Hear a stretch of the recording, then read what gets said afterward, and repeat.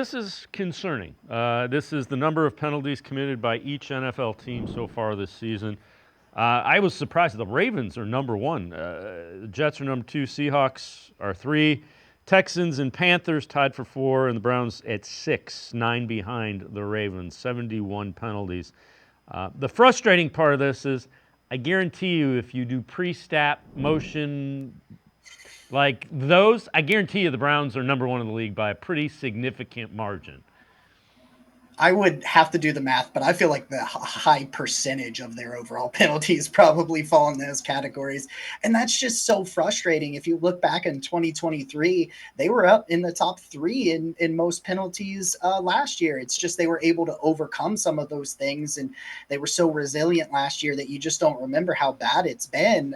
I've talked a lot on the Barking Browns about running this back with Kevin Stefanski and Andrew Berry, but they've got to figure out a way to change some of these things. The injury situations, the way they keep popping up, and then simple mistakes, shift penalties, legal formations, false starts before the plays even happen. Because almost on every play that's been like an illegal shift, they'll get like 15 yards. And then it'll be like, Yeah. no, not only did you not get the 15 yards, you lost 5 yards. And it's like the situations in which all of these things come up, they're just unacceptable. And yet they happen week after week and year after year.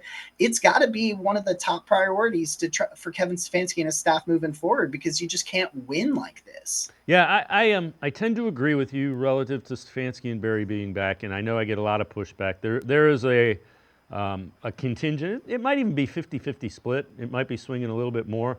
That think it's time to move on from Kevin Stefanski. And you know the record is what it is. It's horrible, and they expected to contend for an AFC championship.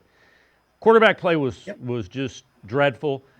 What I think has to happen, they have to continue to play hard because Kevin Stefanski has to be able to say, I didn't lose the locker room. And he hasn't yet. But, man, if you have a couple more outings like you've had, it's going to be tough.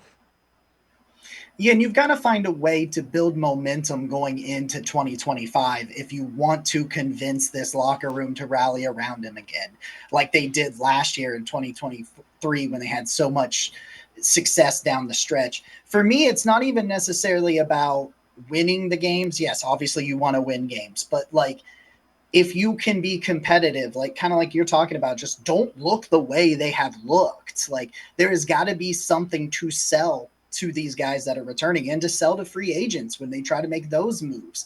Like they built some momentum last year. If they can build that kind of momentum going into the offseason and figure out the quarterback situation and not run out what they ran out this year to start the year, I think it can be a bounce back year in 25. But you've just got to give reason for hope if you're Kevin Stefanski in that offensive or in that whole coaching staff. Yeah, here's the other thing, though.